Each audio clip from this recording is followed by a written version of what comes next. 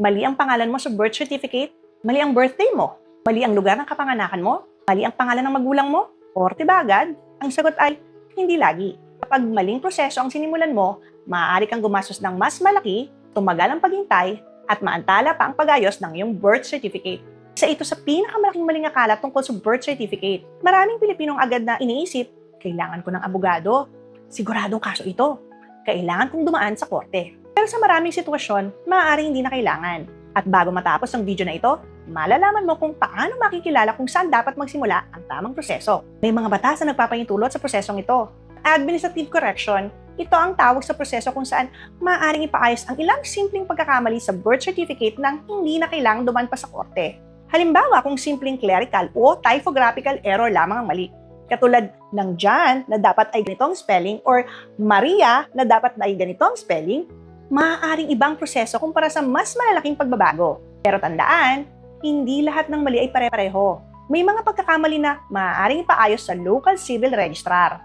Mayroon ding mga sitwasyon na kailangan talagang dumaan sa korte. At dito nagsisimula ang pinakamahalagang tanong.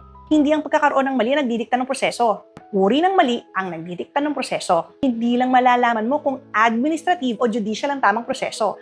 Matututunan mo rin ang aktwal na proseso, kabilang ang saan ka karaniwang pupunta, sino ang karaniwang maaari mag-file, anong mga dokumento ang karaniwang kailangan, may mga form or affidavit bang karaniwang kailangang ihanda, magkano ang inaasahang government fees at iba pang gastusin, ano ang karaniwang timeline ng proseso, at ang mga karaniwang pagkakamaling dapat iwasan. Maaaring mag-ibang requirements, bayarin at tagal ng proseso depende sa detalye ng bawat kaso at sa tanggapan na hawak nito.